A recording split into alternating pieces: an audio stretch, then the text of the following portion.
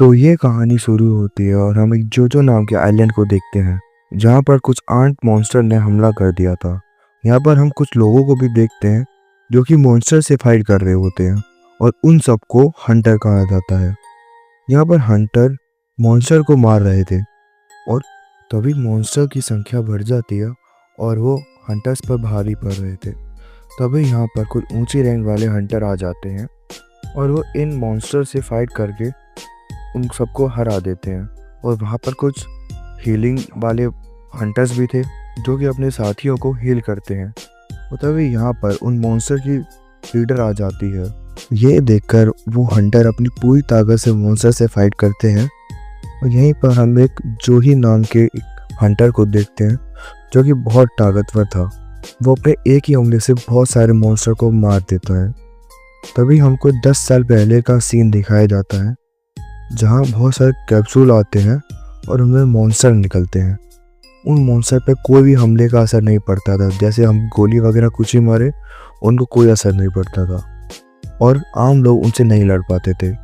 तो कुछ लोगों ने अपनी ट्रेनिंग करके उन मॉन्स्टर से लड़ने के लिए तैयार हुए और उन लोगों को हम हंटर कहते हैं। और उनके अंदर पावर भी जागने लगी, लेकिन एक बार इंसान की पावर जागने के बाद उसे बढ़ाया या फिर घटाया नहीं जा सकता था।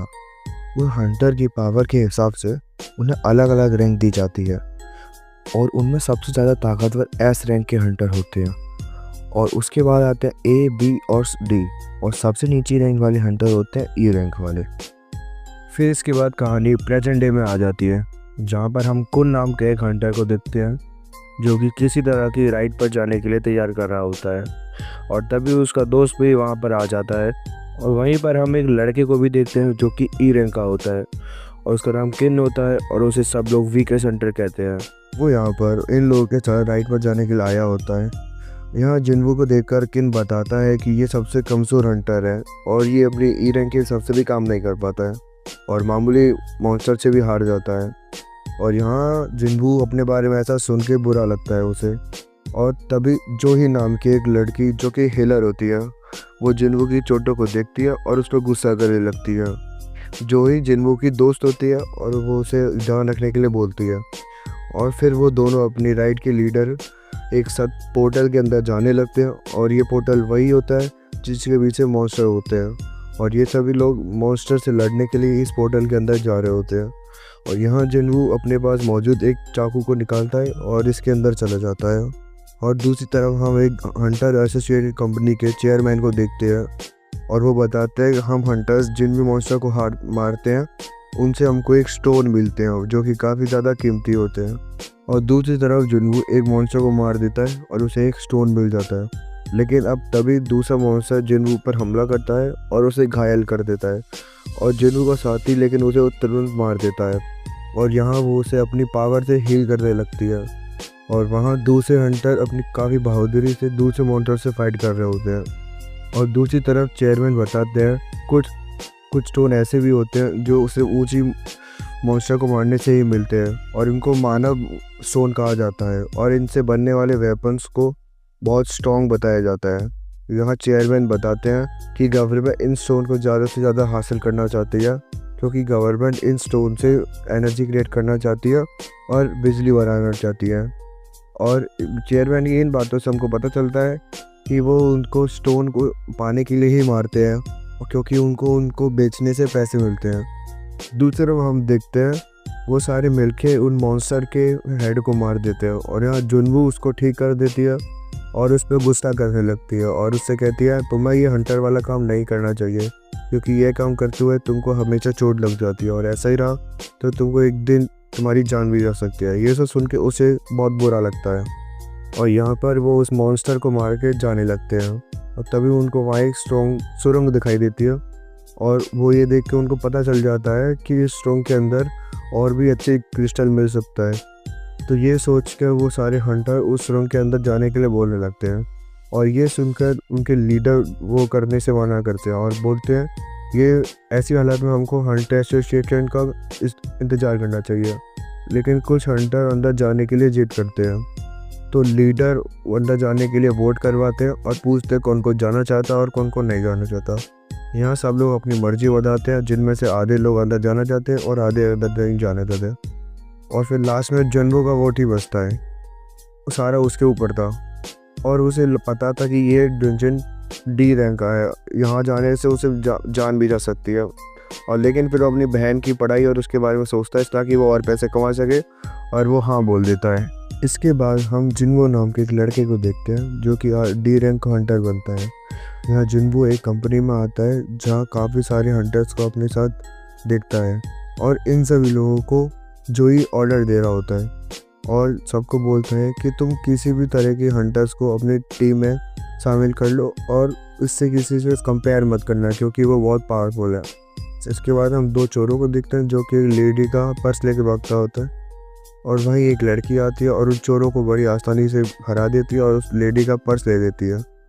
और यहाँ पर हम देखते हैं वो लड़की एस रैंक का हंटर होती है और वो बहुत ही ज़्यादा पावरफुल और फेमस होती है। और हम देखते हैं कि सारे हंटर उस सुरंग के अंदर जा रहे होते हैं और बोलते हैं कि हम इन सबको मारेंगे। और 40 मिनट बीत चुकी हैं और उसके बाद हम देखते हैं कि एक पोर्टल बंद हो चुका होता है, इसलिए वो वहाँ से निकलते हैं और जल्दी जल्दी जाने लगती हैं। और जिन्वो उस पर गुस्सा करती है और बोलती है तुमको यहाँ आने के लिए जिद नहीं करनी चाहिए थी। और फिर उनको सामने से एक बहुत बड़ा सा डोर दिखाई देता है और यहाँ सारे हंटर लालच में आके उस डोर को खोलते हैं और हमको अंदर बहुत सारी मूर्तियाँ मिलती हैं। और फिर वो सोचता है ये स्टैचूज यहाँ पर क्या कर रहे हैं। और फिर यहाँ बहुत प्राचीन भाषाओं में बहुत सारे शब्द लिखे होते हैं जो उनको समझ नहीं आ रहे होते हैं, लेकिन एक इंसान को वो सारे समझ आते हैं और वो बताते हैं कि वहाँ लिखा हुआ था देवताओं के सारी बातें मानो, देवताओं की पूजा करो और देवताओं को ही मानो। और फिर वो सोचते हैं आखिर ये सब लिखा क्यों है।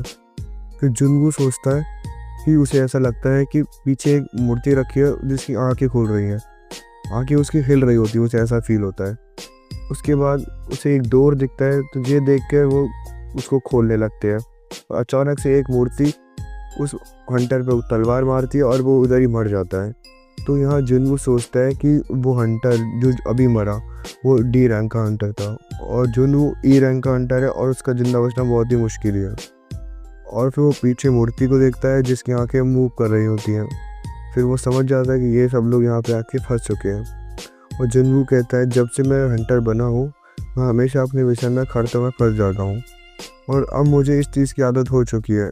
जुनवो बताता है कि उसके पास पैसों की भी बहुत कमी है और इसी वजह से उसके पास अच्छे हथियार भी नहीं है और इसी वजह से वो फिर भी अपनी जान को जोखिम में डाल के जाता है ताकि उसे कुछ पैसे मिल सके।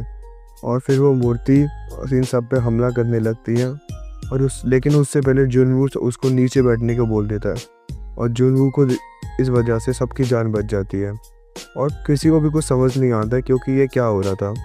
और इसी एंडिंग के साथ सोलो लेवलिंग का फर्स्ट एपिसोड यहीं ख़त्म हो जाता है। एपिसोड की शुरुआत में हम जुनवो और बाकी सभी को देख पाते हैं। इन सभी को कुछ भी समझ नहीं आ रहा था कि वो लोग अब इस जगह से बाहर कैसे निकलेंगे, तो उनके लीडर सभी लोगों से हिलने से मना करते हैं और एक ही जगह पर रहने को कहते हैं। तभी जुनवो सोंग का एक हाथ देखता है जो कि एक बड़ी वाली मूर्ति के हमले में कट जाता है और जो जूही थी वो हिलर थी, तो वो इस सब देख के काफ़ी डर जाती है। और जुनवो फिर उनके नियमों के बारे में बताता है और कहते हैं कि हमको उन रूल्स को फॉलो करना पड़ेगा वरना हम यहाँ पे मर जाएंगे। हेड उन जुनवो को वो रूल्स के बारे में बताता है और कहता है हम उन रूल्स को शायद फॉलो करना पड़ेगा वरना हम यहाँ पर मर जाएंगे। ये बस सुनकर जुनवो समझ जाता है कि ये मूर्ति यहाँ का देवता है। फिर यहाँ ये सब देख के वहाँ का एक हिलर डर जाता है और वो सोचता है वो अपनी पावर से यहाँ की खड़ी हुई मूर्ति को हिला देता है और वो वहाँ से भागने लगता है। और तभी गॉड की मूर्ति अपनी आंखों से फायर कर दी है और उसके शरीर के 2 टुकड़े हो जाते हैं। और ये देखकर ये सारे डर जाते हैं और समझ जाते हैं ये चाहे तो सबको मार सकते हैं। और पर वो सोचती है फिर शायद हमको अभी तक क्यों नहीं मारा। फिर वो सोचती है कि अगर हम यहाँ से भागने की कोशिश करेंगे तो वो हमें मारेगी, अगर हम यहाँ रहेंगे तो कुछ नहीं होगा। और फिर वो सोचते हैं, उसे याद आता है कि एक पहला रूल था कि गॉड का सम्मान करो। फिर वो सबको अपना सिर झुकाने का कहता है और फिर वो सारे सबने सिर झुकाते हैं और फिर वो गॉड हंसता है और ये सब देख के वो सब हैरान हो जाते हैं और खुश हो जाते हैं। और तभी वो मूर्ति जिंदा हो जाती है और वो अभी इनकी तरफ आ रही होती है। अब जुनवू समझ जाता है कि अब उसे दूसरा रूल फॉलो करना पड़ेगा, और दूसरा रूल ये था कि गॉड की तारीफ़ करो। और ये चीज़ उन सब लोग ऐसे किसी को भी समझ नहीं आता है। और फिर एक आदमी उन मूर्ति के आगे बैठकर मूर्ति की तारीफ़ करने लग जाता है, और ये उससे उसे कोई फ़र्क नहीं पड़ता, और वो उसको कुचल देती है मूर्ति। और फिर वो सारे यहाँ से भागने लगते हैं, और बाकी मूर्तियाँ भी फिर इन लोगों पर हमला करने लगती है और मार देती है। जुनू एक तरफ से सारी मूर्तियों को देखता है, और उसे कुछ मूर्तियाँ दिखता है जिनके मुंह में कुछ इंस्ट्रूमेंट थे। फिर ये देख के उनको सबको बोलता है कि सब उन मूर्तियों के सामने जाओ। फिर ये सुन के सब उन मूर्तियों के आगे आ जाते हैं, और जैसे ही वो उस मूर्तियों के आगे आते हैं तो वो मूर्तियाँ म्यूज़िक बनने लग जाती है, और फिर वो बड़ी मूर्ति इन लोगों पर हमला करने बंद कर देती है। और यहाँ जुनू और वो हीला एक मूर्ति के पास आ जाती है, और वो उसको म्यूज़िक नहीं बजाती हैं। इसलिए फिर जुनू जूही को छोड़ के दूसरी मूर्ति के पास जाने लगता है, और तभी एक बड़ी मूर्ति जो थी वो उस पर हमला करने लगती है और कुचलने के लिए आगे आ रही होती है। लेकिन जुनू हार नहीं मांगता, और वो भाग के दूसरी मूर्ति के पास आ जाता है जिसके हाथ में इंस्ट्रूमेंट थे। तभी बड़ी मूर्ति उधर अपने सिंहासन आके बैठ जाती है, और जब हीलर वापस आती है तो देखती है कि जुनू का एक पैर कट चुका होता है, और फिर वो हीलर उसके पैर को अपनी पावर से जोड़ने लगती है, लेकिन वो ऐसा नहीं कर पाती है। और फिर सब कुछ सारा जोश अपने लीडर के ऊपर डालने लगते हैं और कहते हैं ये सब तुम्हारी वजह से है। और ये सब बातें कर ही रहे होते हैं, तभी वहाँ से एक शैतान बाहर आता है, और वो सब कुछ बताता है कि ये पुराने ज़माने में ये सब उनका यूज़ होता था।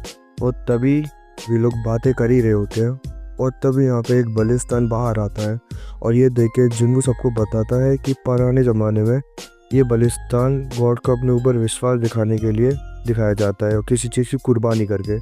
फिर वो समझते हैं हमें दूसरे रूल के हिसाब से हमें किसी की बलि देनी पड़ेगी ताकि हमारी भक्ति सफल हो जाए। तो ये बात सुन के एक आदमी मिस्टर सॉन के ऊपर ही तलवार उठाने लगता है और उनकी बलि देने के लिए आता है। यहाँ वो अपनी बलि देने के लिए तैयार हो जाते हैं ताकि उसके सारे बच जाएं, और कहता है ये सब कुछ मेरी वजह से ही हुआ है। फिर वो बलिस्तान के पास आते हैं, और तभी बलिस्तान में आग लगने लगती है, लेकिन उनको कुछ नहीं होता। फिर उसके अंदर जाने से मिस्टर शैन को कुछ नहीं होता। तो ये देखकर वो भी अपने दोस्त के साथ अंदर आता है, और वहाँ 3 लाइट और जलने लगती हैं। तो ये देख के वो जिन्नूर पूछता है कि क्या अगर हम यहाँ हार गए तो हमारी मदद करने कोई आएगा। तो इस पर मिस्टर जिन्नूर बताते हैं कि पोर्टल्स को पूरी तरह से खोलने में 7 दिन का समय लगता है, और 7 दिन बाद पोर्टल के अंदर मौजूद मॉन्स्टर बाहर आने लगते हैं। अगर इसी वजह से पोर्टल 7 दिन के अंदर बंद ना हो तो कोई पोर्टल के अंदर मॉन्स्टर को चेक करने आएगा, और तभी हमारे पास आएगा। ये बात सुनने के बाद जिन्नू समझ जाता है अगर ये सब लोग यहाँ पर हार भी गए तो पोर्टल पूरी तरह से खुल जाएगा, और ये सारी मूर्ति धरती पर जाके वहाँ तबाही मचा सकती है। और फिर हम जुन्नू की बहन को देखते हैं जो हॉस्पिटल में अपनी माँ के पास आते हैं, और वहीं हम जुन्नू की माँ को देखते हैं जो काफ़ी ज़्यादा बीमार होती हैं और उन्हें होश नहीं होता। इस तरफ जुन्नू और बाकी सभी को उस बलिस्तान पे बुला लेता है, और सभी लोग एक ही जगह पर आ जाते हैं, और तभी वहाँ पर एक ब्लू लाइट आने लगती है, और तभी बाहर जाने का रास्ता बन जाए, और तभी काफ़ी सारी मूर्तियाँ उनकी तरफ आने लगती है। तो जुन्नू कहता है अगर हम इनकी तरफ देखने लगेंगे तो ये मूर्तियाँ मूव नहीं करेंगी। तो ये बात सुन के सब यही सब करते हैं, और ये सुन के एक लड़की डर जाती है और वो वहाँ से भागने लगती है। और फिर समय के साथ साथ तभी जुन्नू देखता है कि समय के साथ साथ वो ब्लू लाइट भी कम होती है, और गॉड ने भी वो गेट इसीलिए खोला है ताकि हम उस गेट के बाहर जा सकें और गॉड को पता चले कि ये सच्चे वक्त है कि नहीं। और जुन्नू ये सोच ही रहा था कि एक लड़का और भागने लगता है तो वो भी मर जाता है, और फिर जुन्नू सबको बाहर जाने से मना करता है और बोलता है हमको ये ब्लू लाइट को बंद होने का इंतज़ार करना पड़ेगा, और शायद फिर हम बाहर आने लगते हैं। और सभी लोग जुन्नू की ये होशियारी देख के काफ़ी तारीफ़ करते हैं, और फिर सब अपनी फैमिली को सोचते हैं और वहीं खड़े रहते हैं, और वहाँ सिर्फ 4 लोग और बचते हैं। लेकिन फिर वो लोग बोलते हैं क्यों ना हम भी भाग जाएं, और वो सोचते हैं हम में से सिर्फ एक ही यहाँ पर खड़ा रहेगा तो वो दरवाज़ा खड़ा रहेगा। तो वो हीलिंग वाली लेडी जुन्नू को ख्याल रखने को बोलती है, और बोलती है मैं यहीं रहूँगी, और वो वहाँ गिर जाती है। फिर ये देखें मिस्टर सॉन्ग ये समझ जाते हैं कि जुन्नू को ठीक करने की वजह से उसकी पावर कम हो जाती है, तो वो अपने लीडर को बोलता है कि मैं इस हालत में उसको बाहर नहीं ले जा पाऊँगा, तो आप ही को लेके जाना पड़ेगा। तो ये बात सुनकर जूही जिन्वू को छोड़ने के लिए बाहर जाने से मना करती है। तभी वो अपना एक स्टोन अब उसको दे देता है और बोलता है कि मैंने तुम्हें बाहर खाने पर ले जाने के लिए कहा था, तो तुम इससे डिनर कर लेना, और अगर मैं ज़िंदा बच गया तो मैं वापस आके पैसे ले लूँगा।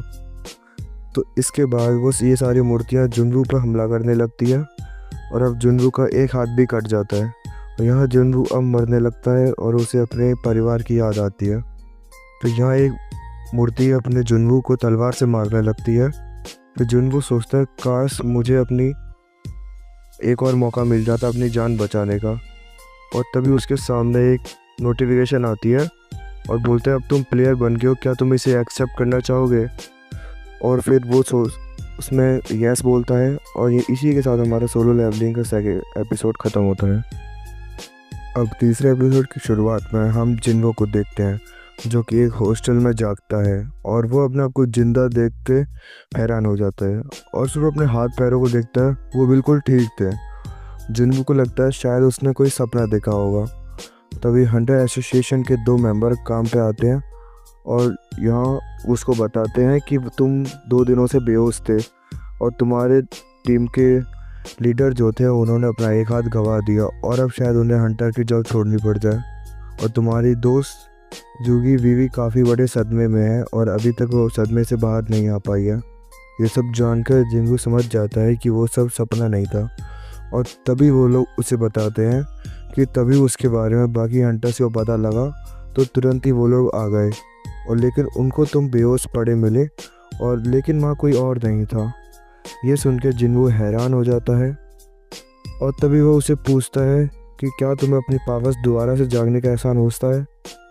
तो फिर वो लड़का बताता है हाँ, शायद उसके अंदर कुछ नई पावर्स आ गई हैं, इसीलिए वो उससे पूछ रहा है। जिन्वू ये सोच के बहुत खुश होता है। तभी जिनचू के साथी आते हैं और लेकिन जब वो अपने पावर चेक करता है वो अभी भी ई रैंक की पावर ही थी, और ये बात जानने के बाद वो दोनों वहाँ से चले जाते हैं। और तभी हम देखते हैं कि जिन्वू को कुछ नोटिफिकेशन दिखाई देती हैं और वो सोचता है शायद उनको ये नहीं दिखी, इसलिए शायद उन्होंने ये मुझसे अभी पूछा।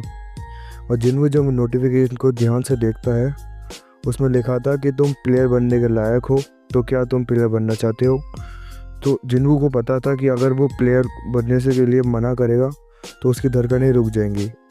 तो ये जिन्वू देख ही रहा होता तभी उसकी बहन उसके पास आती है और उसे चिल्लाने लगती है और उससे कहती है अगर आज के बाद तुम्हें चोट लगी तो मैं अपना स्कूल छोड़ दूंगी और तुम्हें कभी दोबारा हंटर का काम नहीं करने दूंगी। यहीं फिर जिन्वू अपने सामने आई हुई नोटिफिकेशन को उसको दिखाता है, लेकिन उस लड़की को कुछ भी दिखाई नहीं देता है। और तभी जिन्वू बात घुमा देता है और जिना वहाँ से चली जाती है। और फिर वो सारी नोटिफिकेशन पढ़ता है और उसे पता चलता है कि सारी नोटिफिकेशन जो मिल रही हैं वो किसी तरह की सिस्टम की हैं और जो सिर्फ उसे ही मिल रहा है, और अगर कोई उसको फॉलो नहीं करेगा तो उसे सज़ा भी मिलेगी। और ये बात जिनको वो समझ नहीं आती। तभी उसे एक डेली मिशन मिलता है जिसमें उसे पुशअप, सीटअप, स्क्वाट्स और रनिंग जैसी कुछ एक्सरसाइज करनी होती थी, और साथ ही इसमें लिखा था अगर वो इसे पूरा नहीं करेगा तो उसे सज़ा मिलेगी। और वहीं इस टास्क को पूरा करने का टाइम भी चल रहा होता है और जिन्वू को ये सब समझ नहीं आ रहा होता है। दूसरी तरफ जिनचुन उसे डबल जिनजिन की सारी बातें बता देता है और वो इस केस के बारे में सारी छानबीन के लिए बोलता है। और दूसरी तरफ जिनवून जब हॉस्पिटल में सो रहा होता है तभी उसका डेली मिशन का टाइम ख़त्म हो जाता है और वहाँ भूकंप आ जाता है और वो बेड के नीचे गिरता है, और तब वो अपने आप को अजीब सी जगह पाया जाता है और बड़ा सा मॉन्स्टर उसके ऊपर हमला कर रहा होता है। और तभी उसे नोटिफिकेशन पता चलता है कि ये सज़ा उसे डेली मिशन पूरा ना करने की वजह से मिल रही है और उसे अब 4 घंटे के लिए ये सरवाइव करना होता है। और फिर वो उनसे बचता है और दिए हुए समय का ख़त्म होने का इंतज़ार करता है। और जब नर्सेस चेक करती है तो उसे हॉस्पिटल में नहीं मिलती हो, तो वो सारे जिन्वू को ढूंढने लगती हैं। इस तरह जिन्वू मॉन्स्टर से काफ़ी देर तक बच के भाग रहा था और तभी मॉन्स्टर उसे खाने ही वाला था और तभी टाइम ख़त्म हो जाता है। फिर वो हॉस्पिटल में आ जाता है और उसे ये सब समझ आ जाता है कि ये सब रियल है और उसे मिशन ना पूरा करने पर सज़ा मिलेगी।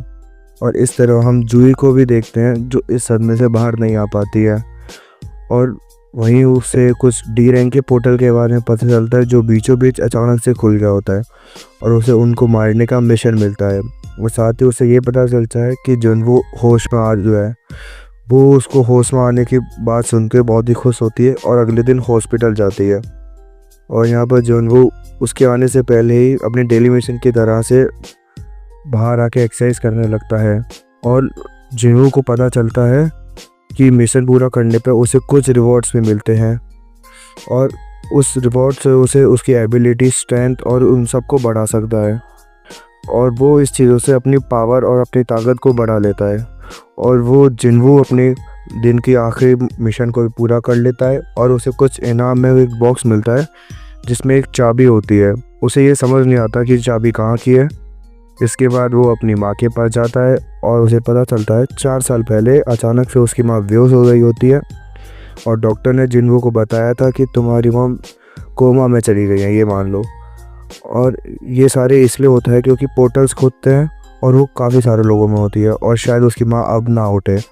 और ये सारी बातें सुनने के बाद वो अपनी माँ को ज़िंदा करने के लिए पूरी जी जान से मेहनत करता है और फिर ऐसे ही एक दिन उसके अंदर की पावर जाग गई होती है, इसीलिए वो हंटर बन गया था।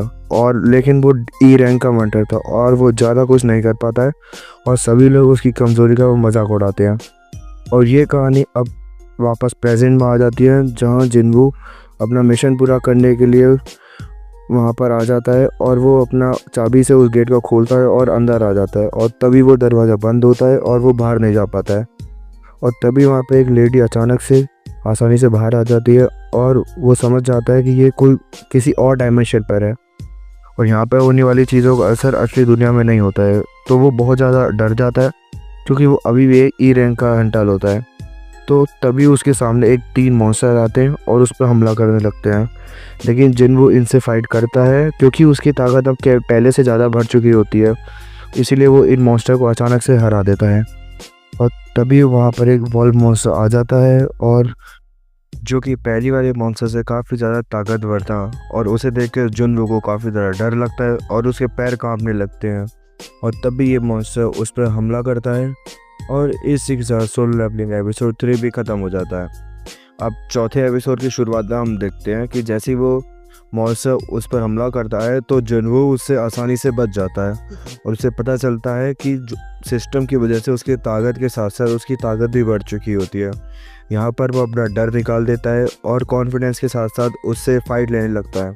और यहाँ पर वो मॉन्स्टर जुनवो से काफ़ी ज़्यादा पावरफुल था और तभी जुनवो को सिस्टम का स्टोर याद आता है और उसे वहाँ हथियार दिखते हैं और उसके अंदर से एक तलवार को बाहर निकाल देता है और जुनवो एक ही बार में उस मॉन्स्टर के सिर को काट देता है।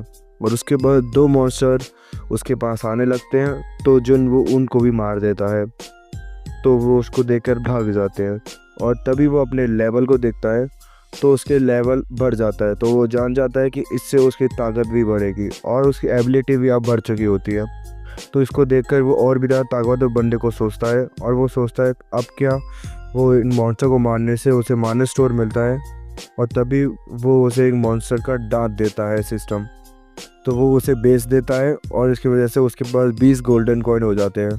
और ये देखकर वो समझ जाता है कि जो कुछ भी उसके साथ हो रहा है वो बिल्कुल गेम की तरह है और उसे भी एक गेम के प्लेयर की तरह उस गेम को खेलना पड़ेगा और लेवल की तरह उस पावरफुल बनना पड़ेगा। और तभी देखता है कि बहुत सारे मॉन्स्टर उससे हमला करते आते हैं, लेकिन वो उससे अब नहीं डरता है और वो सोचता है कि जो मैंने उस दिन देखा था ये उसके सामने कुछ भी नहीं है और जो वो अकेले ही सबको मार देता है। और ऐसे करने से उसका लेवल भी बढ़ता है। यहाँ अब जुनवो उन मॉन्स्टर को हरा देता है, लेकिन इसके साथ साथ उसकी तलवार भी ख़राब होने लगती है, जिसके साथ साथ वो अपने और भी हथियार को देखता है और वहाँ से उसे पता चलता है कि उसके पास एक हथियार है जिससे वो टेलीपोर्ट होकर निकल सकता है। लेकिन वो उससे घर जाने के बारे में सोचता है, लेकिन वो सोचता है कि अगर वो यहाँ से निकल गया तो उसे अपनी पावर बढ़ाने का दोबारा मौका नहीं मिलेगा, तो वो वापस नहीं जाता है और फिर आगे निकलता है। इस तरह हम जूही को भी देखते हैं, उसके पास एक फ़ोन आता है और उसे पता चलता है कि उसे तुरंत ही उस जगह पर जाना होगा जहाँ पर ये वो पोर्टल खोला था, क्योंकि वो पोर्टल के अंदर दरार आ चुकी है और वहाँ से मॉन्स्टर बाहर आ रहे हैं। ये सुनकर जूही तुरंत ही बाहर आने लगती है और दूसरी तरफ जूही मॉन्स्टर को मारते हुए आगे बढ़ता रहता है और अपने लेवल और पावर को बढ़ा लेता है। यहाँ जुनवू की पावर इन मॉन्स्टर को बनाने से काफ़ी ज़्यादा बढ़ चुकी थी, लेकिन जुनवू अभी भी ये सोच रहा था कि वो शायद अकेले इन डेंजन के बॉस को नहीं हरा पाएगा, इसलिए उसे आगे जाने से डर लगता है, लेकिन वो हिम्मत करके आगे बढ़ता है। तभी उसके सामने डेंजन का बॉस आता है जो कि काफ़ी ज़्यादा पावरफुल और बड़ा होता है। यहाँ उसके एक ही बार में जुनवू की तलवार टूट जाती है। अब वो सोचता है कि अब वो बिना हथियार के इस मॉन्स्टर से कैसे लड़ेगा, और तभी वो मॉन्स्टर उस पर हमला करता है वापस, लेकिन वो अपनी पुरानी बातों को याद करता है कि अपने कमज़ोर होने की वजह से सभी लोग उसका मजाक उड़ाते थे और इसीलिए उसे अब ताकतवर बनना होता है।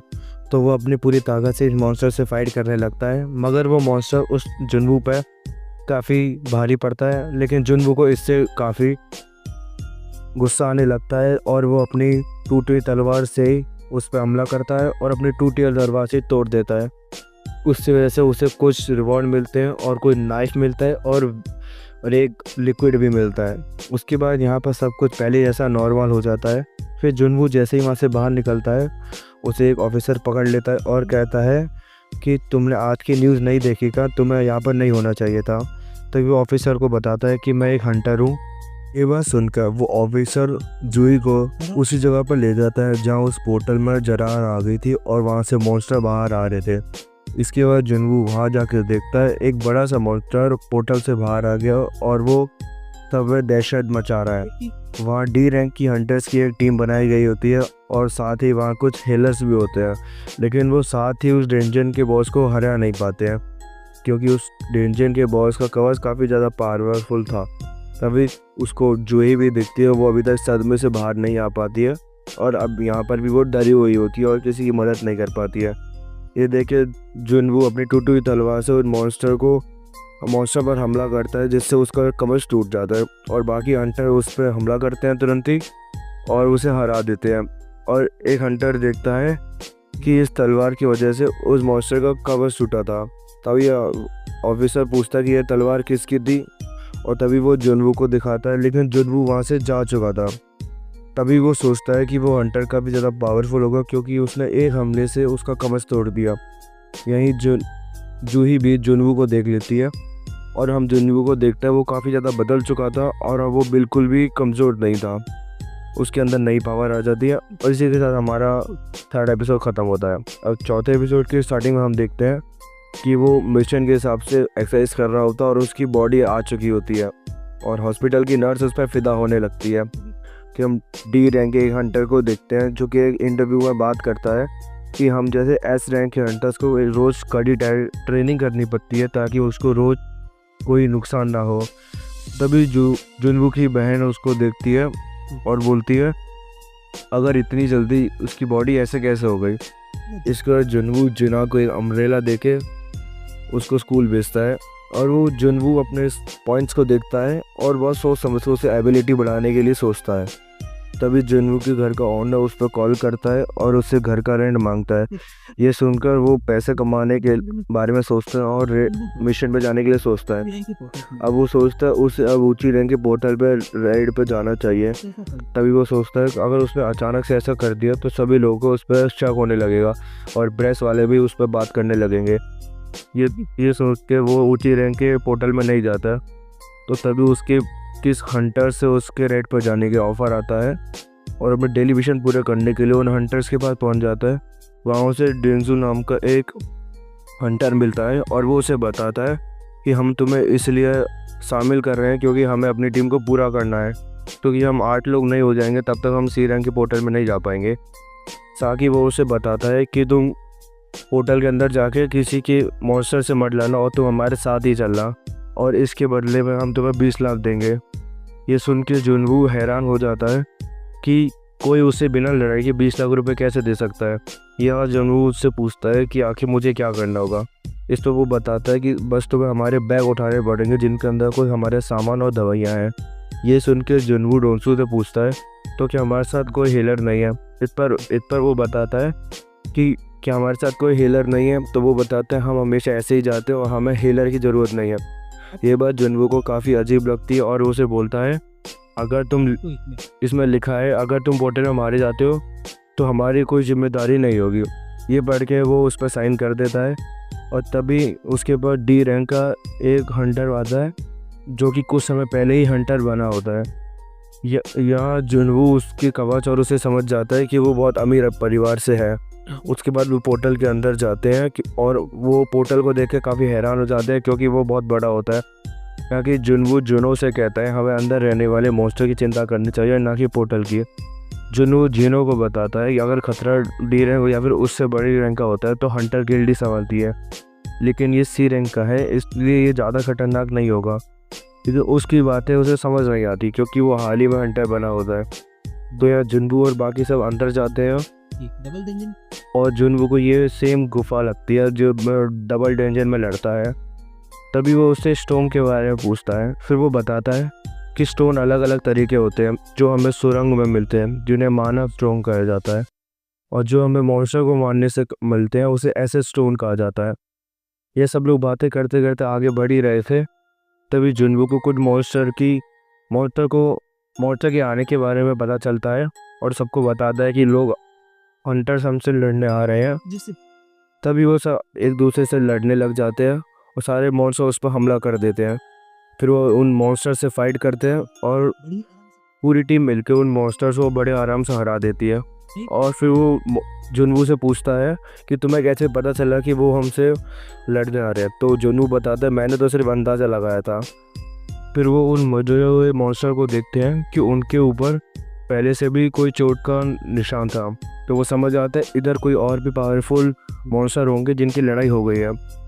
तभी जुनवू डेंजू से पूछता है कि तुम्हें ये सूट कहाँ से मिला। तो वो बताता है मुझे मेरे डैड ने मिलाया है।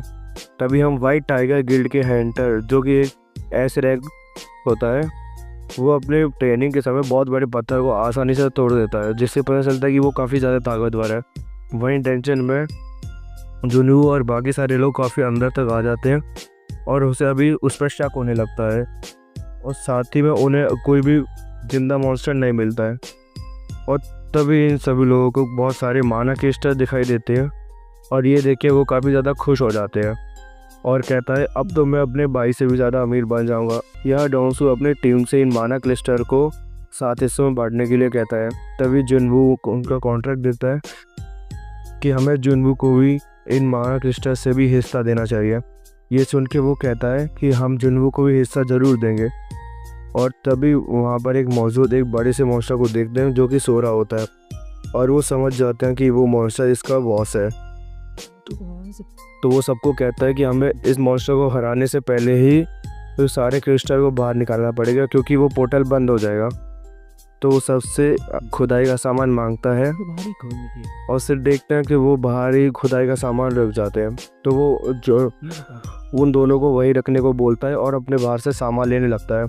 ये देख के जुनवू समझ जाता है कि वो उन्हें यहाँ पे धोखा दे के जा रहे हैं और इन लोगों का शुरू से ही यही प्लान था। और के पास कैद करा देता है। वो अपनी एक पावर से उन दोनों को उसके मॉन्स्टर के पास कैद करा देता है। यही जुनवू को उसकी बात समझ आती है कि इस काम में कुछ ऐसे हंटर्स भी मिल सकते हैं जो कि अपने छोटे से हंटर्स का फ़ायदा उठाते हैं और उन्हें तय खाने में फंसाकर उन्हें मार देते हैं और कभी भी पकड़ने नहीं जाते हैं। यही डॉन्सन से उन दोनों को बहुत दुख होता है क्योंकि उन्होंने धोखा खाया था, और वो उससे अगर मैं उस कॉन्ट्रैक्ट के बारे में नहीं बात करता तो वो हमें यहाँ नहीं छोड़ते। ये सुनकर वो उसे बताता है कि वो हमको पहले से ही मारने के लिए सोच रहे होते हैं और हमको यहाँ मरने के लिए छोड़ गए हैं। ये दोनों बात कर ही रहते हैं कि वो डेंजिन का बॉक्स वहीं जाग जाता है और वो इनके पास आ रहा होता है। और ये देख के जुनवू उससे कहता है कि तुम पीछे रहो, अब मैं देखता हूँ। अब वो मॉन्स्टर से लड़ने के लिए पूरी तरह से तैयार हो जाता है क्योंकि अब वो पावरफुल था। और इसी एंडिंग के साथ सोलो लेवलिंग का एपिसोड 5 की कहानी भी यहीं पर ख़त्म हो जाती है। और अब छठे एपिसोड की शुरुआत में हम डोंसू और उसके साथियों को देखते हैं जो कि डेंजन के बॉस से काफ़ी दूर आ चुके होते हैं। यहाँ डोंसू का साथी उससे पूछता है अगर तुमने उन दोनों को वहाँ छोड़ा तुमने खुद क्यों नहीं मारा। तो वो बताता है वो दोनों ही बहुत कमज़ोर हैं और वो डेंजन का बॉस उन दोनों को आराम से मार देगा और उन्हें खाकर सो जाएगा। तो उसके बाद हम आसानी से उस माना क्रिस्टल निकाल सकते हैं। तो कि वो अपने साथियों से कहता है अगर हम उस मॉन्स्टर की वजह से माना क्रिस्टल नहीं ले पाए तो हम उसका कवच और तलवार ले लेंगे, उससे हमको काफ़ी पैसे मिल जाएंगे। यहाँ डोंसू को पूरा यकीन हो जाता है कि वो उसको मार देंगे, लेकिन वहीं दूसरी तरफ वो अब मॉन्स्टर से लड़ाई करने जाने लगता है। तभी जुनवू उसको मना करता है कि तुम ई रैंक का हंटर हो, तुम अकेले इस हंटर को नहीं मार पाओगे। लेकिन ये सुनने के बाद भी जुनवू को अपने ऊपर पूरा भरोसा होता है कि उसे वो आसानी से हरा देगा। उसी वजह से जुनवू इस बॉस से फाइट करने जाने लगता है, लेकिन जुनवू के हमलों का इस बॉस पर कोई असर नहीं पड़ता है। लेकिन वो अपनी स्पीड को तेज़ कर लेता है और मॉन्स्टर पर हमला करता रहता है। ये देख के जुनवू तो हम हैरान हो जाता है और उसे पता चलता है कि वो ई रैंक का हंटर तो नहीं हो सकता, वो ज़रूर ऊंची रैंक का हंटर है जो कि अपनी रैंक छुपा रहा है। और वो लगातार हमला करते करते काफ़ी थक जाता है और अपना दिमाग लगाता है, वो अपने मॉन्स्टर के कमज़ोर हिस्से पर हमला करने लगता है। लेकिन वो तभी जुनवू पे एसिड फेंकता है और सिस्टम की मदद से वो अपनी स्पीड बढ़ाता है और फुल स्पीड से उस मॉन्स्टर पर हमला करता है और बार बार हमला करता है, जिससे कि वो मॉन्स्टर ख़त्म हो जाता है। यह मॉन्स्टर के मरने के बाद जुनवू का लेवल काफ़ी ज़्यादा बढ़ जाता है और जुनवू उसके अंदर से एक स्टोन निकाल लेता है। तो ये सब देख के जुनवू तो बहुत हैरान था और वो सब बॉस कह के पुकारने लगता है। और यहाँ कुछ देर बाद डोंसू और उसकी टीम भी आ जाते हैं और वहाँ ये सब उनको जिंदा देख के काफ़ी हैरान थे और उसे लगता है कि वो डी रैंक का हंटर है और उसके बाद इतना कवच भी है, तो हो सकता है उसी ने उसे हराया हो। तो डोंसू जुनवू के पास आता है, अगर तुमने अभी उसे मार दिया तो मैं तुम्हें नहीं मारूंगा और अपनी टीम में शामिल कर लूँगा, इसे तुम बस जुनवू को मार दो। तो वो उसको नहीं मारता और उन सब के सामने ही उनको तलवार कर देता है। तो ये सुन के सब डोंसू और उसकी टीम उन दोनों को मारने लगती है और तभी जुनवू को एक अर्जेंट मिशन कर देता है और उन सभी को मारने के लिए कहा जाता है। नोटिफिकेशन आती है और उसे मारने को बोला जाता है। ये वो पढ़ ही रहा था और उसका साथी उस पर हमला करता है और उसे काफ़ी दूर फेंक देता है।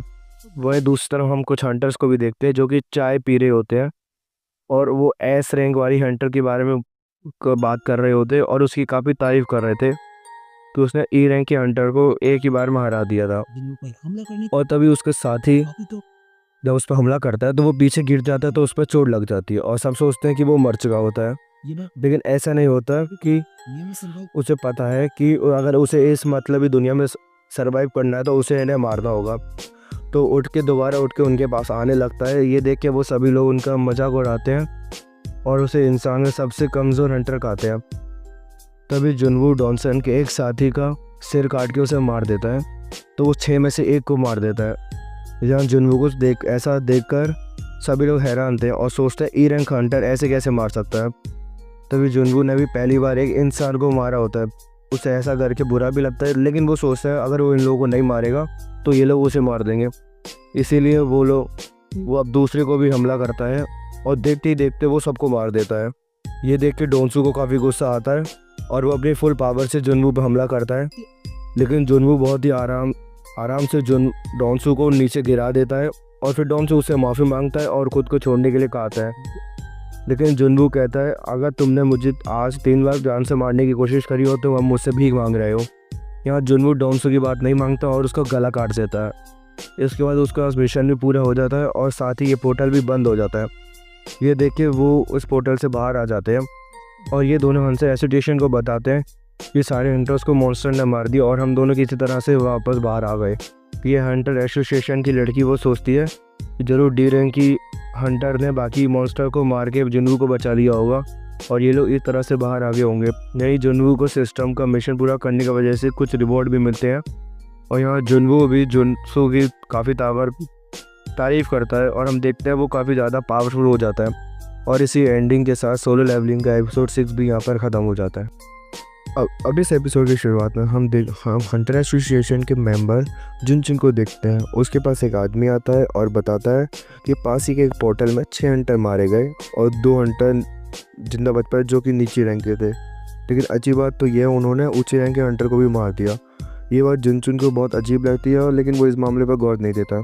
तभी उसे पता चलता है जो 2 हंटर उसमें से बाकी बचे थे उनमें से एक जुनवू भी थे, जो कि वो पहले भी एक डबल डंजन को सर्वाइव कर जाता है। ये बात देख के वो हैरान हो जाता है कि वो पहले उससे मिला था और उसे कुछ अजीब दिखा था। यहाँ जुनचुन उस टेस्ट की फाइल को देखने लगता है कि तभी पता चलता है उस समय डॉनसूट को भी मारा गया, जो कि बहुत बड़े एस रैंक का भाई है। यहीं दूसरी तरफ जुनवो अपने घर आता है और बाहर से जिना के लिए खाना लाया था, और खाना खाते समय जिना उससे पूछती है कि तुम्हें इस बार जॉब नहीं लगी, क्या तुम्हारी टीम बहुत पावरफुल थी? तो वो अपने बारे में और अपने साथियों के बारे में सोचता है जो जिनको वो उसने मार दिया, या उसे इंसानों को मारकर थोड़ा बुरा लगता है। लेकिन जुनवो अब इस बात पर ज़्यादा अफसोस नहीं करता और सोचता है कुछ भी हो जाए वो अपने आप को बेहतर करता रहेगा। अब वो वहाँ पर ड्रिंक भी करता है, तभी उसके पास नोटिफिकेशन आती है कि ड्रिंक उसके शरीर के लिए हानिकारक है और इसके लिए सिस्टम उसको रिकवर कर रहा है। इसकी वजह से उसे कोई भी नशा नहीं होता है और वो काफ़ी सारी ड्रिंक पी लेता है। इन सब से उसे कुछ नहीं होता और वो समझ जाता है पावर बढ़ने की वजह से उसके ऊपर अब ड्रिंक का कोई असर नहीं पड़ता। और जब वो सो रहा था उसके बाद जिना आती है और बताती है तुम्हारे लिए किसी जुनून नाम की हंटर की कॉल आती है। उसके बाद जुनवो जिना नाम के हंटर से बात करने जाता है और वो किसी को भी नहीं बताता कि उस बड़े हंटर को उसी ने मारा था, और उसके साथ वो एक टीम बनाने के लिए बोलता है। लेकिन जुनवो उसकी टीम में शामिल होने से मना कर देता है और कहता है मुझे अब बस अपनी पावर पूरी करनी है ताकि मैं एक गिल्ड मास्टर बन जाऊं। और वो एक खुद की गिल्ड बनाना चाहता था, और जिना चाहता है कि वो जुनवो की मदद से उन और पोर्टर को पूरा कर दे, जिसकी वजह से उसकी पूरी सपने पूरे हो जाएंगे और अपने भाई को पीछे छोड़ के अपने भाई को पीछे छोड़ देगा और अपने डैड की गिल्ड को संभाल लेगा। और वो बोलता है ठीक है फिर मैं तुम्हारी गिल्ड में शामिल हो जाऊंगा। लेकिन फिर वो बताता है अगर तुम अपनी शक्तियाँ छुपा के आगे बढ़ना चाहते हो तो ये तुम्हारे लिए काफ़ी अच्छा मौका है। यहाँ वो उसको अपने साथ जुड़ने के चक्कर में एक बिल्डिंग गिफ्ट करने के लिए सोचता है। यहाँ वो सोच रहा है कि वो अभी लेवल अप कर रहा है और वो बड़े आराम से इतने पैसे कमा लेगा, इसलिए वो सोचता है उसे जुनवो के साथ जुड़ने की कोई ज़रूरत नहीं है, और वो उसके ऑफ़र को रिजेक्ट करता है और वहाँ से चला जाता है। भाई हम दूसरी तरफ डॉनसू के भाई को देखते हैं जो कि एस रैंक का हंटर होता है, और उसे अपनी भाई की मौत की खबर सुन के काफ़ी गुस्सा आती है और वो समझ जाता है कि उसके भाई का मर्डर हुआ है। यहाँ वो अपने असिस्टेंट से पूछता है अगर मैं किसी और में देश में रहते हुए यहाँ किसी को मार दूँ तो क्या होगा। यहाँ वो उन दोनों को ही मारने की बात कर रहा होता है। यह सुनकर उसकी असिस्टेंट से बताती है अगर यहाँ पर रहते हुए तुमने किसी को मार दिया तो आप पर कार्यवाही होगी, लेकिन आप एक हंटर हैं इसलिए आप अपनी सज़ा को थोड़ा कम भी कर सकते हैं। ये बात सुनकर डॉनसू और जिना को ढूंढ के उसे मारने के बारे में सोचता है, लेकिन वो सोचता है कि अभी आप कुछ दिनों के लिए बुक हो और अभी आपको कुछ दिन बाद ही मौका मिलेगा। फिर वो उनको मारने के लिए इंतज़ार करता है, और दूसरी तरफ जुनवो अपने सिस्टम से मिले मिशन को पूरा करता है, लेकिन मिशन पूरा होने के बाद भी उसकी रनिंग ऐड हो रही होती है। तो ये देख के वो और दौड़ने शुरू कर देता है और अपने मिशन से डबल एक्सरसाइज करता है, जिससे उसे काफ़ी सारी एक्सरसाइज मिलता है। यहाँ उसे एक रिवॉर्ड में एक बॉक्स मिलता है जिसके अंदर एक चाबी मिलती है, और उसे पता चलता है कि चाबी एक किलर की है जिसके अंदर एस रैंक जितना खतरा हो सकता है। साथ ही उसे पता चलता है कि उसे एक लिक्विड भी मिल सकता है जो कि हर एक बीमारी को ठीक कर सकता है। ये जानकर वो सोचता है कि अगर वो अंदर चले जाए और उसे हासिल कर ले और अपनी माँ को ठीक कर सकता है तो फिर वो उसकी माँ जाग जाएंगी। लेकिन साथ ही जुनवो को उसके अंदर जाने का डर भी लग रहा होता है। वो सोचता है अगर ये एस रैंक जितना खतरनाक है तो कहीं वो भी उसे मार ना दे जो कि जुजू आइलैंड पर हारे थे। यहाँ हमें पता चलता है कि कई साल पहले जुजू आइलैंड पर रेड हुई थी, तो वहाँ पर सारे एस रैंक के हंटर हार गए थे।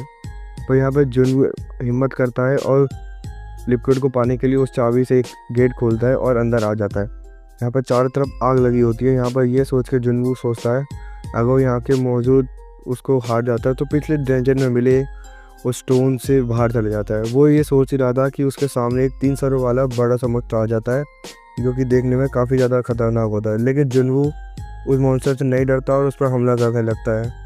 लेकिन जुनवो के हमले से उन मॉन्स्टर पर कुछ असर नहीं पड़ता है और मॉन्स्टर उस पर लगातार हमला करने लगता है। उसकी हेल्थ कम होने लगती है, लेकिन वो भी हार नहीं मानता और उसकी आँख पर हमला करता है।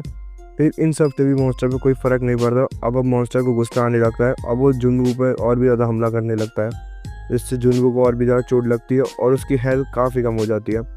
और यहाँ अब वो टेलीपोर्टेशन स्टोन को यूज़ करने वाला ही था, लेकिन तुरंत मॉन्स्टर आ जाते हैं और वो स्टोन दूर गिर जाता है।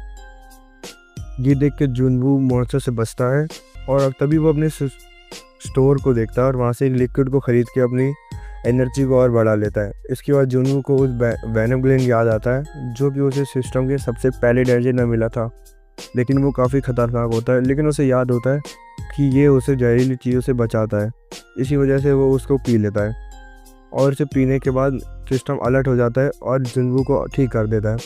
यहाँ जुनवू ठीक होने के बाद दोबारा से मॉन्स्टर पर हमला करता है और जुनवू उसके मॉन्स्टर के 2 सिरों को ख़त्म कर देता है। लेकिन इस सब में उसको भी काफ़ी ज़्यादा चोट लग जाती है, लेकिन वो फिर भी हार नहीं मानता और बचे हुए मॉन्स्टर की आँख पर हमला करने लगता है और वो आखिरकार उस मॉन्स्टर को भी हरा देता है। और इससे उसका लेवल अप भी होने लगता है और उसकी चोट भी बढ़ने लगती है। यहाँ उसको अब कोई लिक्विड बनाने का फॉर्मूला मिलता है और उसे पता चलता है कि उसे बनाने के लिए 3 आइटम की ज़रूरत होगी जो कि उसे किले के अंदर ही मिलेंगी। लेकिन उससे साथ ही ये बात भी पता चलती है, अभी जिससे फाइट हुई थी वो तो किले का गेट कीपर था, और ये बात सुन के वो समझ जाता है कि अंदर खतरा इससे भी बड़ा होगा और अगर मैं इस हालत में अंदर गया तो वो मारा जाएगा। ये बात सुनकर सोचकर वो बाहर निकलने का फैसला करता है और कहता है मैं वापस ज़रूर आऊँगा। और इसी के साथ एपिसोड 7 भी ख़त्म होता है। इस एपिसोड की शुरुआत में हम जुनवू को देखते हैं जो कि अपनी माँ के पास बैठा हुआ था। वो सोचता है उससे अपनी माँ को ठीक करने के लिए वो वाला लिक्विड बनाना पड़ेगा, क्योंकि उसे बनाने के लिए उसे 3 आइटम चाहिए और जो सारे उसे किले के अंदर मिलेंगे। लेकिन वो किले के अंदर जाने से पहले अपने लेवल्स और पावर बढ़ाने के लिए सोचता है, इसलिए जुनवू जुनू से मिलता है और उसके ऑफ़र को भी एक्सपेक्ट कर लेता है ताकि उसे उसकी टीम में रह के और भी रेड्स कर सके और मॉन्स्टर को मार के अपना लेवल बढ़ा सके। लेकिन यहाँ पर जुनवू जिनो से कहता है मेरी एक शर्त है, और वो कि ये है कि हम दोनों ही अकेले पोर्टल पर जाएंगे और वहाँ की बॉस से लड़ेंगे ताकि किसी को मेरी पावर्स के बारे में पता न लगे। यह जुनवू की बात मानने के लिए तैयार हो जाता है। और दूसरी तरफ हम एक्सीडेंट हंटर चाहिल को देखते हैं जो कि अपनी ट्रेनिंग कर रही होती। तभी उसके डैड का आदमी उसके पास आता है, उसे यून कंस्ट्रक्शन का एक कार्ड दिखाता है और बताता है हम एक कंस्ट्रक्शन करने जा रहे हैं, और बताता है कि हंटर्स का काम काफ़ी मुश्किल होता है और जो भी करते हैं वो एक बड़ी गिल्ड्स के कहने पर ही करते हैं। यहाँ जुनो के डैड जुनलू से कहते हैं कि मैं भी अब हंटर बनना चाहता हूँ क्योंकि उससे हमारी बिजनेस में काफ़ी फ़ायदा होगा। यहाँ जुनवू अपने ट्रेनिंग कर रहा होता है लेकिन उसे अब लिमिटेड पॉइंट्स ही मिलते और कोई भी एक्स्ट्रा पॉइंट नहीं मिलते। वो देखकर अपने काफ़ी परेशान होता है और अपने पुराने बॉक्स में मिले गिफ्ट को देखता है और वो देख के उसे कुछ खास चीज़ तो नहीं मिली और वो फिर सी रैंक के पोर्टल में रेड करने के लिए देखता है ताकि वो अपनी पावर बढ़ा सके। तभी उसके बाद हंटर एसोसिएशन की तरफ से एक मिशन में जाने का ऑफ़र भी जाता है और वो कोई भी रिप्लाई नहीं देता। लेकिन फिर जुनू मिस्टर सॉन्ग के पास आता है जो कि अपना एक हाथ कटने के बाद दूसरे हंटर्स को ट्रेन कर रहे थे। यहाँ मिस्टर सॉन्ग अभी भी वो डबल इंजन के हादसे को नहीं भूल पाते हैं।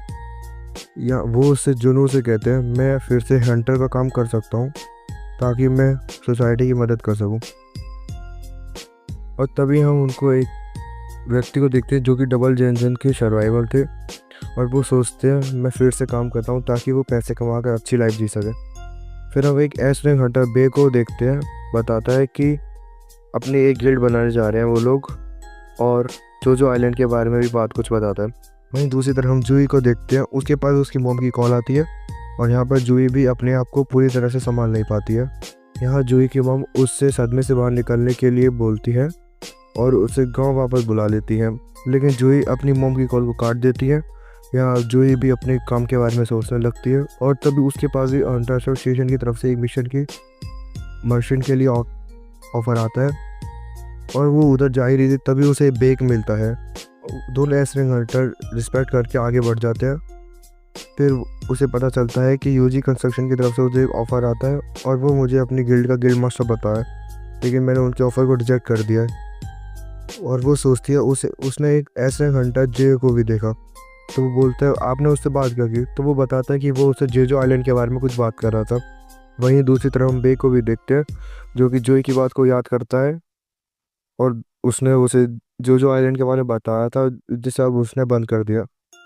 और बताता है कि मैं अभी तक जोजो आइलैंड में हूँ उस रास्ते को अभी तक नहीं भूल पाया हूँ और हमें अब ऐसे हंटर को वापस जोजो आइलैंड पे जाके हमला करना पड़ेगा और वहाँ पर मौजूद सारे मॉन्स्टर को ख़त्म करना होगा। इन लोगों की बातों से हमें पता चलता है कि जोजो आइलैंड पे हुए उस रेड में सभी एशियन हंटर हार गए थे और बेक ने भी अपने कुछ साथियों को खो दिया था। लेकिन अब जो है सभी ऐसे हंटर मिला के जोजो आइलैंड पर हमला करना चाहते हैं। और उसके बाद हम एक आदमी को देखते हैं जो कि किसी आदमी से कह रहा था कि उन सभी को मरना ही होगा, प्लीज़ उन सभी को मार दो। तो जो फिर अगले दिन जुनवू जो अपने काम पर जा रहा होता है, तो यहाँ मिस्टर सॉन्ग भी उसी पोर्टल की रेड में शामिल होने आते हैं और मिस्टर सॉन्ग जुनवू को देखते हैं और हैरान हो जाते हैं क्योंकि जुनवू पहले से काफ़ी बदल गया होता है। साकी वो उससे पूछते हैं आखिर तुम्हारा पैर सही कैसे हुआ, ये तो कट गया था। इस पर वो उसे बताता है कि ये जब मैं हॉस्पिटल में था वो ठीक हो चुका होता है। तो मिस्टर सॉन्ग को पता चलता है कि उनमें से कोई ऊंची रैंक का हीलर होगा जिन्होंने उसका पैर ठीक कर दिया होगा। फिर वो दोनों एक साथ पोर्टल के पास जाने लगते हैं। तभी यहाँ पर जूही और तीसरा साथी भी मिलता है जो कि इसी रेड पर जाने के लिए आए होते हैं। ये सभी लोग दोबारा से एक दूसरे को देखते हैं जो कि बहुत मुश्किल है डबल जंजन से बाहर निकले थे। यही जूही जुनवो को इतना बदला देख के हैरान हो जाता है। तभी जूही जुनवो को बताती है मैं तुमको मिलने के लिए हॉस्पिटल भी आई होती है। यहाँ ये लोग बात कर ही होते हैं तभी हंटर एसोसिएशन की तरफ से कुछ लोग आते हैं। वो 3 हंटर कैदी थे। फिर यहाँ पर एक लेडी सबको बताती है कि ये हंटर कैदी आपके साथ रेड पर जाएंगे क्योंकि हमारे पास हंटर्स की कमी है, इसी वजह से हमको टीम को पूरा करने के लिए इनकी ज़रूरत पड़ेगी। मगर ये बात जान के मिस्टर सोई को बहुत सारी हैरानी होती है और इन सभी कैदियों को देख के इनके साथ जाने के लिए डर लगने लगता है। फिर ये लेडी बताती है कि ये सारे बी रैंक के हंटर हैं, अगर ये कुछ भी करेंगे तो उन सबको मार देंगे। यह उनको कैदियों को देखकर जूही को रेड पर जाने के लिए मना करने लगता है, लेकिन जूही उसको अकेले जाने नहीं देती है, इसीलिए वो खुद भी उसी के साथ जाने का फैसला करती है। फिर इसके बाद मिस्टर सॉन्ग जुनवू से पूछते हैं क्या मैं दोबारा से इस रेड का भी लीडर बन सकता हूँ।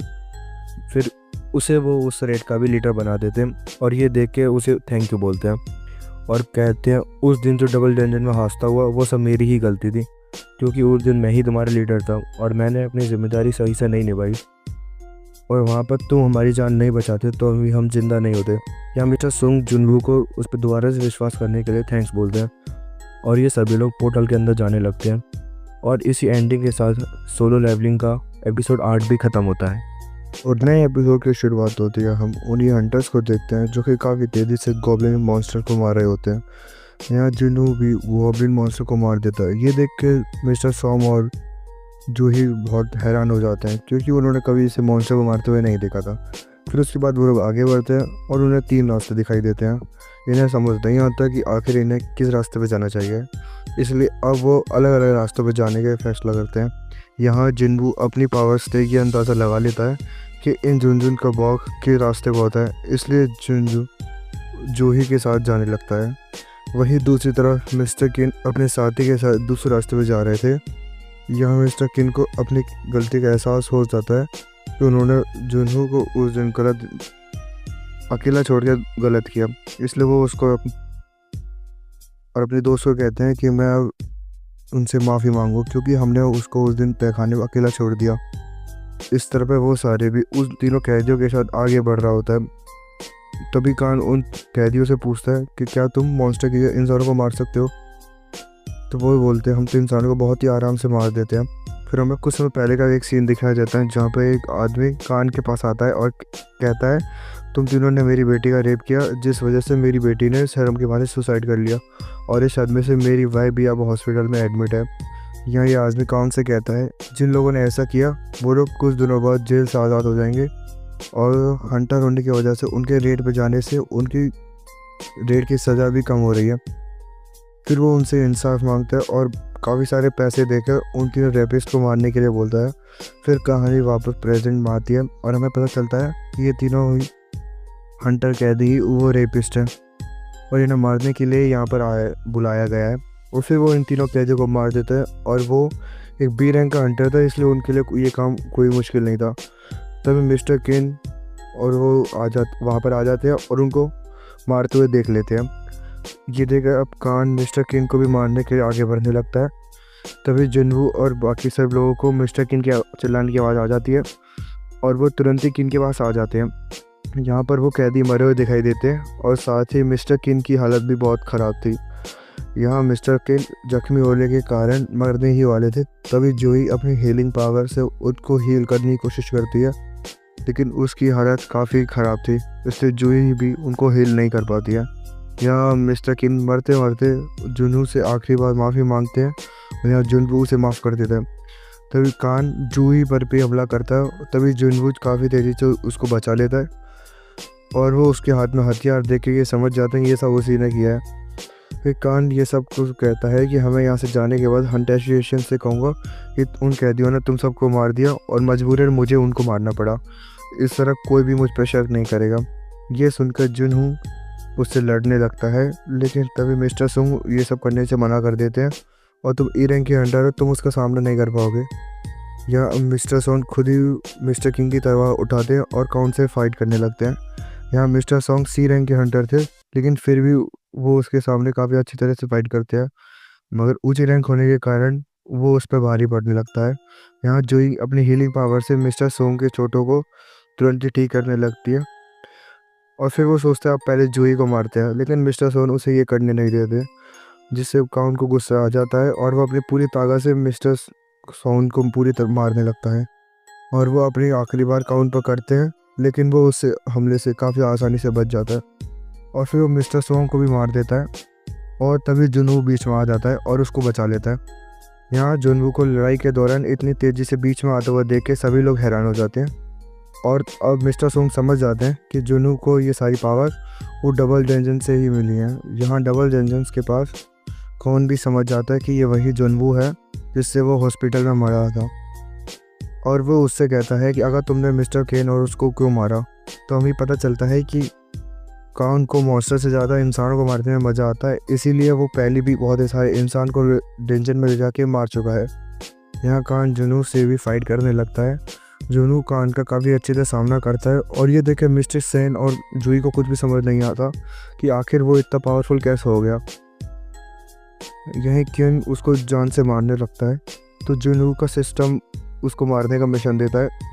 अब जुनू उस पर हमला और तेज़ी से करता है।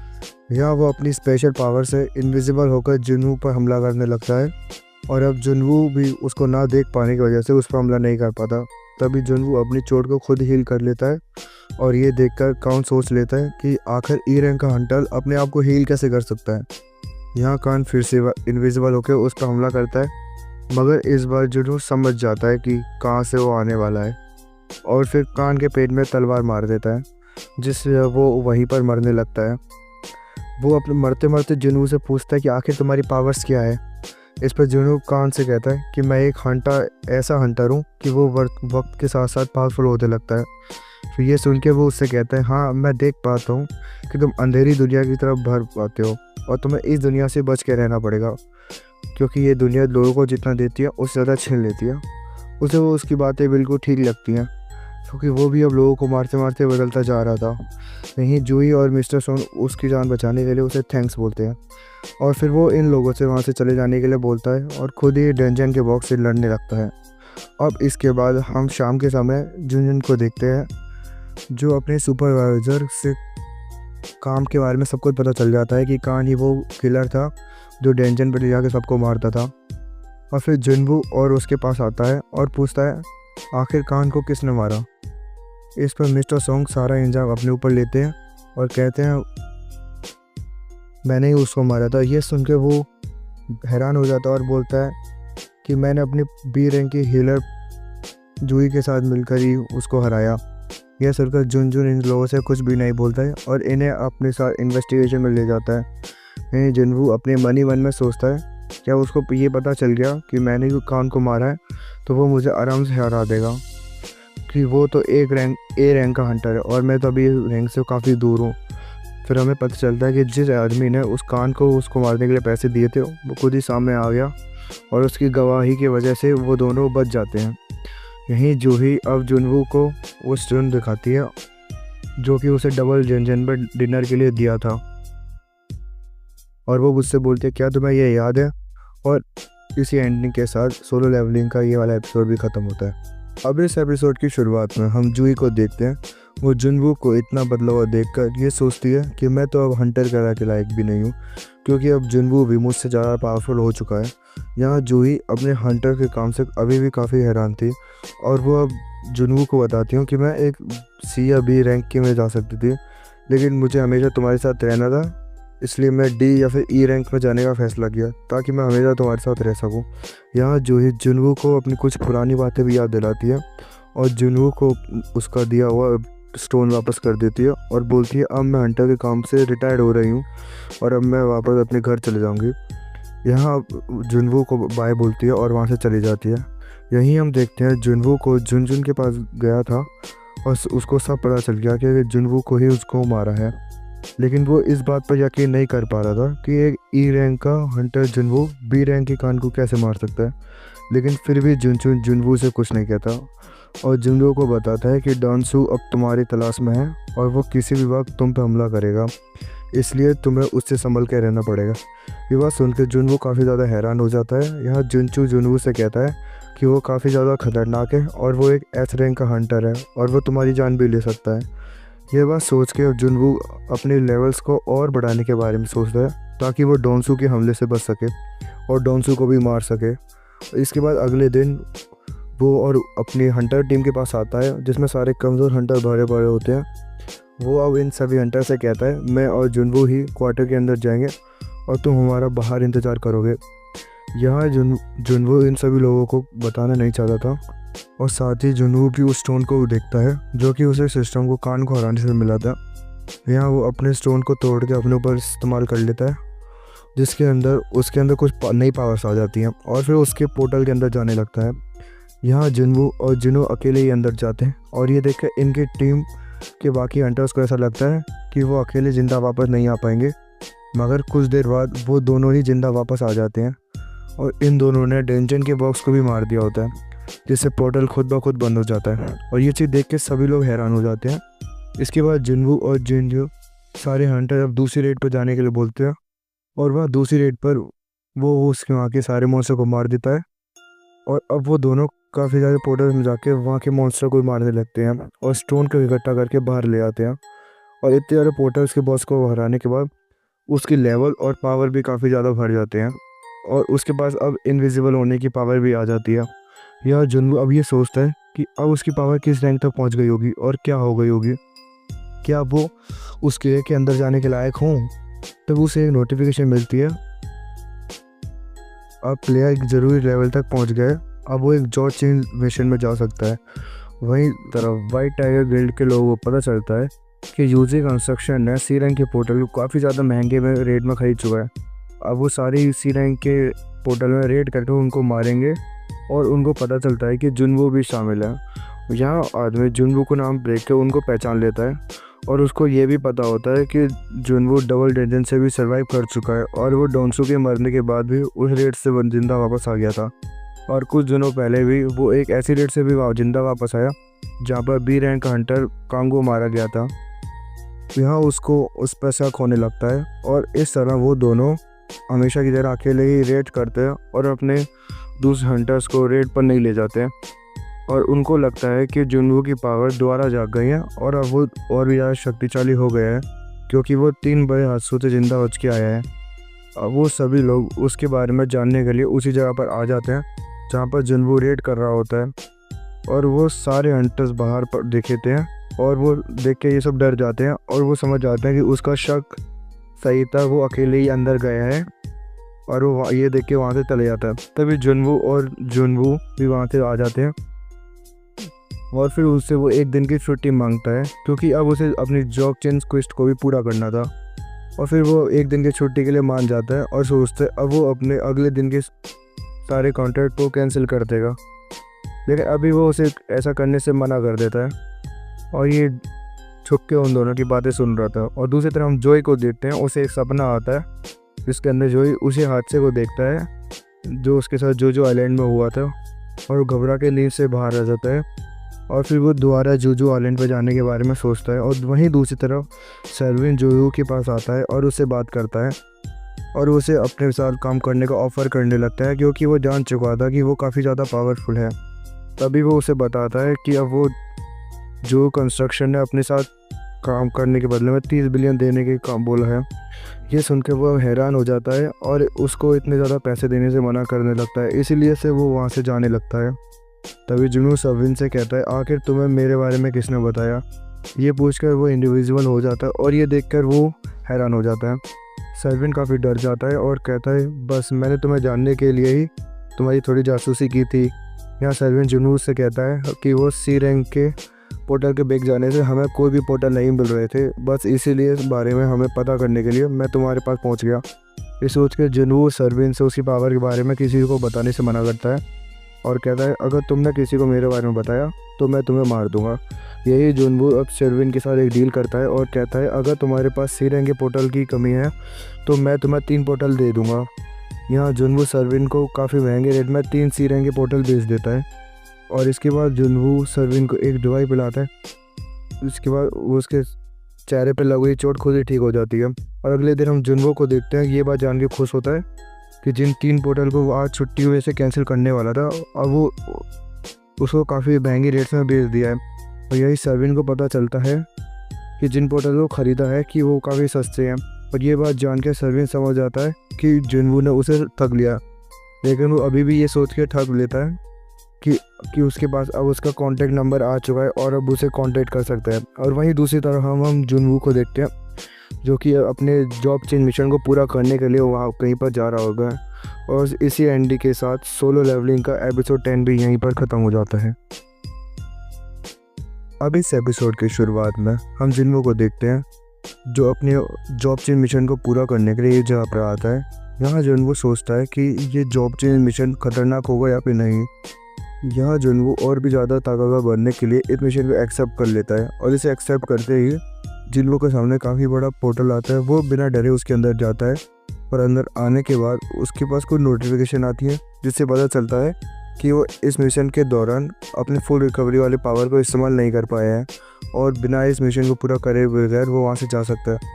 ये वो पढ़ ही रहा होता है तभी उसके सामने एक मास्क पहना हुआ सैनिक आता है और उस पर हमला करने लगता है। वो उससे फाइट करता है और उस सैनिक का सर काट कर उसे हरा देता है, लेकिन तभी और भी ज़्यादा सैनिक वहाँ पर आने लगते हैं। और दूसरी तरफ जुनो अपने भाई और अपने डैड के साथ डिनर कर रहा होता है। यहाँ जुनो का बड़ा भाई जुनो और उसको बताता है कि मेरा हंटर गिल्ड बनाने का काम काफ़ी अच्छा चल रहा है और हमें बाहर की कंट्रीज़ के कुछ एस रैंक के हंटर से काम बात किए, वो हमारे साथ जल्दी शामिल हो जाएंगे। ये बस उनके जुनो काफ़ी हैरान हो जाता है क्योंकि वो उससे आगे निकलना चाहता है। और फिर वो अपने छोटे भाई को बताता है कि मुझे पता है तुम छुप के कोई काम कर रहे हो, लेकिन तुम मेरे रास्ते मत आना वरना तुम्हारा बहुत बड़ा नुकसान होगा। इस तरफ जुनवू काफ़ी सारे मॉन्स्टर्स अकेले फाइट कर रहा होता है। अब वो काफ़ी ज़्यादा थक जाता है और तभी एक इनविजिबल सिपाही भी उस पर हमला करता है, लेकिन वो किसी तरह से उसको भी ख़त्म कर देता है। तभी वहाँ एक जादूगर भी उस पर हमला करने लगता है।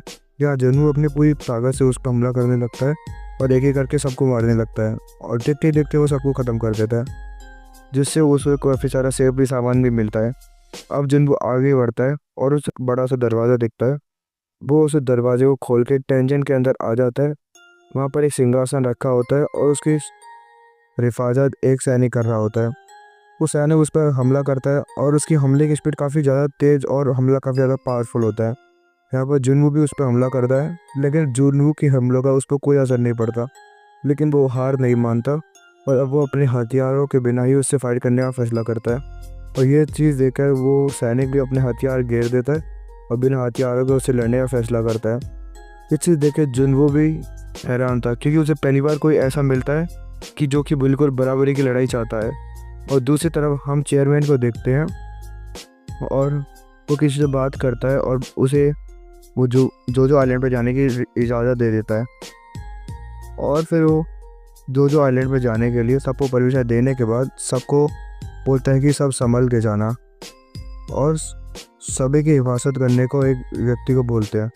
इस तरह वो दोनों बिना हथियारों के फाइट कर रहे होते हैं, लेकिन वो अपनी स्पीड की वजह से जुनवू को काफ़ी ज़्यादा पीटता है और जुनवू समझ जाता है अगर वो ऐसे ही उससे लड़ता रहा तो वो हार जाएगा। हाँ, जुनवू को हराने के लिए दूसरा रास्ता सोचता है और अपनी स्पीड को 2 गुना कर देता है और फिर 2 गुना स्पीड से उस पर हमला करता है, लेकिन वो उससे बच जाता है और जुनवू को ही मारने लगता है। यहाँ पर लड़ाई में जुनवू की हालत काफ़ी ज़्यादा ख़राब हो जाती है और वहीं जुनवू दूसरी तरफ जिना अपने भाई के खाने बनाने के लिए अपने भाई का इंतज़ार करता है। और इस तरह वो सैनिक अपनी तलवार वापस उठाता है और उसे मारने ही वाला होता है। तभी अचानक से जुनवो अपनी उसकी तलवार को रोक देता है अपने हाथ से और बोलता है मैं अभी हारा नहीं हूँ, और वो अपनी पावर से उसे धक्का देता है और उसे मारने लगता है और उसे कुछ पावर स्पेशल पावर यूज़ करता है और उसको ख़त्म कर देता है। तो जुनवो सोचता है ये बात, वो समझ जाता है कि ये लड़ाई वो सिर्फ अपनी कवच और पावर की वजह से जीतता है, और उसको हराने के चक्कर में उसे 4 रिवॉर्ड मिलते हैं जिसमें कई सारे कॉइन और सेफ्टी कवच भी था, और साथ ही उसके बाद कोई स्टोन भी मिलता है।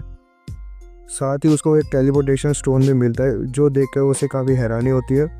वो सोचता है आखिर ये स्टोन खतरा ख़त्म होने के बाद क्यों मिल रहा है। वो ये बात सोच ही रहा होता है तभी जुनवो को एक ही मिशन मिलता है जिसके अंदर उसे सिर्फ सर्वाइव होकर जिंदा होने को बोलते हैं और गुड लक बोल दिया होता है। तभी यहाँ पर ढेर सारे पोर्टल खुलते हैं और सैनिक बाहर निकलने लगते हैं। यहाँ जुनवो इस मिशन को पूरा करने के लिए इन सैनिकों से भी लड़ने लगता है। वहीं दूसरी तरफ जोही अपने सारे हंटर्स को लेकर जोजो के आइलैंड की तरफ जाने लगता है। इस तरफ जुनवो जितने भी सैनिकों को मारता था तो उससे ज़्यादा सैनिक वहाँ पर आ जाते हैं, तो फिर वो इन सैनिकों से बचने के लिए इनविजिबल हो जाता है। लेकिन तभी एक जादूगर उसी शक्ति को तोड़ देता है और सारे सैनिक जुनवो को देखते ही उस पर हमला करने लगते हैं, और जुनवो को भी गुस्सा आता है और वो सभी पर हमला करने लगता है। और वो सबसे लड़ने के बाद वो समझ जाता है कि वो अब ज़्यादा देर तक सर्वाइव नहीं कर पाएगा, इसलिए अब वो अपने टेलीपोर्टेशन स्टोन से वहाँ से निकलने के बारे में सोच ही रहा होता है। तभी एक सैनिक उस पर हमला करता है और जुनवो से उसका स्टोन नीचे गिर जाता है, और तभी सारे सैनिक मिलकर उस पर हमला करने लगते हैं। और इसी एंडिंग के साथ सोलो लेवलिंग का एपिसोड 11 भी यहीं पर ख़त्म होता है। अब इस एपिसोड की शुरुआत होती है और हम देखते हैं कि ये सारे सैनिक जुनवो पर एक साथ हमला करते हैं और उसे काफ़ी बुरा पीटते हैं। यहाँ जुनवो उनसे लड़ते लड़ते काफ़ी ज़्यादा थक जाता है और उसका स्टेमिना भी अब काफ़ी कम हो चुका होता है। मगर यहाँ पर जुनवो हार नहीं मानता, वो जानता है हारना कैसा होता है, क्योंकि वो पहले एक ई रैंक का हंटर था और वो हमेशा ही हार जाता था। इसी वजह से जुनवो अब इन सभी से लड़ना जारी रखता है। मगर अब जुनवो को और भी ज़्यादा चोट लग जाती है और अब जुनवो को वो सारी और स्नाई देने लग जाती है। जब लोग उससे कहता था कि ये तो इंसानों का सबसे वीकेस्ट हंटर है, ये ई रैंक के पोर्टल में भी हार गया था। अब उसको हेलोसिनेशन भी होने लगते हैं और उसे ऐसा लगता है कि सब लोग उसे कमज़ोर होने की वजह से छोड़ देते हैं। यहाँ जुनवो को अपना पुराना रूप भी दिखाई देता है जो कि जुनवो से कहता है इतनी पावर पाने के बाद तुम्हें वहीं रुक जाना चाहिए था, यही तुम्हारे लिए अच्छा रहता। इसके बाद हम चेयरमैन को भी देखते हैं जो कि जिनचिन को बताते हैं कि 3 साल पहले तो सारे हंटर्स ने मिलकर जो आइलैंड पर रेड की थी तब मैं पूरी तरह से फिट नहीं था और सारे हंटर्स भी पूरी तरह से हार गए थे और उस समय मासूम लोगों की भी जान गई थी। इसी वजह से हंटर्स सदमे में चले गए थे और वो लोग आज तक उस दर्द को नहीं भूल पाया। इसीलिए मैंने उन हंटर्स को दोबारा जाने की परमिशन दे दिया। या इनकी पावर्स बातों से हमें पता चल जाता है कि काफ़ी सारे हंटर ने जब तीसरी रेड की थी तो वहाँ के मॉन्स्टर इतने ज़्यादा खतरनाक थे कि उन्होंने एस रैंक के हंटर्स को भी हरा दिया और वहाँ काफ़ी सारे इंसानों की भी जान चली जाती है। और जब जुनचू को अपने पास दिखाई देता है तो उनको रोकने के लिए बोलता है। वो अपनी पुरानी रूप की कोई भी बात नहीं सुनता और वहाँ से भागने की कोशिश करता है, लेकिन तभी उसके सर को पकड़ लेता है एक हंटर और उसे ज़मीन पर मार देता है, जिससे जुनवो के सिर से खून निकलने लगता है। और फिर जब वो उसके ऊपर अपनी तलवार से हमला करने लगता है और ऐसा लगता है कि अब वो जुनवो मारा जाएगा, लेकिन उसका पूरा डेली मिशन पूरा करने का टाइम पूरा हो जाता है और टाइम खत्म होने की वजह से वो पेनल्टी जोन में चले जाता है, क्योंकि अब उसे पेनल्टी भुगतनी थी। वो वहाँ पेनल्टी जोन में आते ही सैनिकों से बच जाता है और वो सोचता है किस्मत अब उसी के साथ है। और सबसे पहले वो अपना स्टेमिना बढ़ाता है और अपने जख्मों को ठीक करने की कोशिश करता है। तभी वहाँ पर उसके ऊपर बड़े बड़े मॉन्स्टर भी हमला करने लगते हैं। अब उसे उनके बीच में सर्वाइव करना होता है जो कि उसकी पेनल्टी थी। यह अब उन मॉन्स्टर से बचकर उन पर हमला करने लगता है। वहीं रात के समय जीवा जब सो के उठती है तब उसके सामने जुनवो दिखाई नहीं देता और वो परेशान हो जाती है। इस तरफ जुनवो सबको सारे मॉन्स्टर को मार देता है और उसका लेवल और भी बढ़ जाता है और उसका फुल रिकवरी भी हो जाती है। अब वो वापस वो डेंजर में जाने की तैयारी करने लगता है और अपनी स्टोर से कुछ नए हथियार खरीद लेता है और लड़ाई में जीतो हुए अपने उस स्टोन की वजह से और भी पावर हासिल कर लेता है। और पेनल्टी का टाइम ख़त्म होते ही जुनवो वापस उसी डेंजर में चले जाता है। इस तरफ जोही और सारे लोग जो आइलैंड की रेड पर जा रहे होते हैं और उसे वहाँ चलने के लिए थैंक्स बोलती है। और हमें पता चलता है जब वो आखिरी बार उड़ी थी तब उसकी पावर बिल्कुल भी नहीं निकली होती है, लेकिन अब वो एस रैंक के अंडर बन चुकी है और अब वो उसके बहुत काम आ सकती है। और जूही चारिन को भी अपने साथ लाई हुई है, तो उसे रास्ते में कुछ चमकता हुआ दिखाई देता है जो कि इन्हें काफ़ी अजीब दिखता है। इस तरफ जुनवू अपने नए हथियार की वजह से सबको हराने लगता है। तभी जुनवू की नज़र सैनिकों के बीच में छुपे एक जादूगर पर जाती है और उसे पता चलता है ये जादूगर ही सबको ला रहा है। ये देख कर जुनवू समझ जाता है कि अगर उसने सैनिकों को बढ़ने से रोकना है तो सबसे पहले उस जादूगर को मारना पड़ेगा। ये जानकर अब जुनवू एक एक करके सब जादूगरों को मारने लगता है और सिर्फ अब 3 ही जादूगर बचे होते हैं। और तभी तीनों जादूगर मिलकर एक बहुत बड़े सैनिक को बुला लेते हैं जो कि जुनवू पर हमला करने लगता है, लेकिन जुनवू किसी तरह से उससे भी बच जाता है और फिर वो सभी जादूगरों को मार देता है और फिर वो एक बड़े से मॉन्स्टर को भी मार देता है। यहाँ जुनवू अपने नेक्रोमेंशन की जॉब को भी एक्सेप्ट कर लेता है और उसे एक्सेप्ट करते ही उसे मरे हुए शेडोज़ की आवाज़ सुनाई देने लगती है। और ये देख के जुनवू सबसे पहले सिस्टम को एक्सट्रैक्ट करने के लिए एक कोड बनाता है जिसमें वो अराइज वर्ड को चुनता है और वह अपने सारे मॉन्स्टर की बॉडी से एक्सट्रैक्ट करने के लिए अराइज बोलता है और सारे शेडो अराइज हो जाते हैं। तो वो उसकी आर्मी में शामिल हो जाते हैं और वो और भी पावरफुल हो जाता है और फिर वो सबसे पावरफुल सैनिक की शेडो को अपने आर्मी में शामिल करने की सोचता है। फिर उसे पता चलता है कि वो एक लिमिट में ही शामिल कर सकता है। ये सोच के फिर वो सबको वापस कर देता है और वो बड़े वाले सैनिक की शेडो को बाहर निकालने के लिए आता है और बोलता है अराइज। तभी उसके अंदर से उसकी शेडो बाहर आती है और लेकिन उसकी शेडो काफ़ी ज़्यादा पावरफुल थी और लेकिन इस वजह से उसकी एक्सट्रैक्शन फेल हो जाती है। अब उसके पास सिर्फ 2 मौके ही मिलते हैं और उसने अगर दोनों मौक़ों को भी भगवा दिया तो उसकी शेडो को नहीं निकाल पाएगा। तो फिर वो उसके सामने अराइज बोलता है और दोबारा उसकी शेडो बाहर आने लगती है, लेकिन फिर से वो फेल हो जाता है। अब जुनवू के पास सिर्फ एक ही मौका बचा होता है। ये सब देख के जुनवू समझ जाता है कि वो खुद को रोक रहा है क्योंकि वो शुरू से यहाँ पर रहा था और वो इसकी हिफाजत कर रहा है और वो उसके वहाँ पर आने की इंतज़ार करता है। आखिर वो किस राजा के इंतज़ार कर रहा है, वो पूछता है कि वो उसके पास कभी भी नहीं आएंगे। और वो बोलता है अगर तुम्हें किसी राजा की तरह अच्छा इंसान चाहिए जिसकी तरह तुम वफादार हो तो वो मैं हूँ।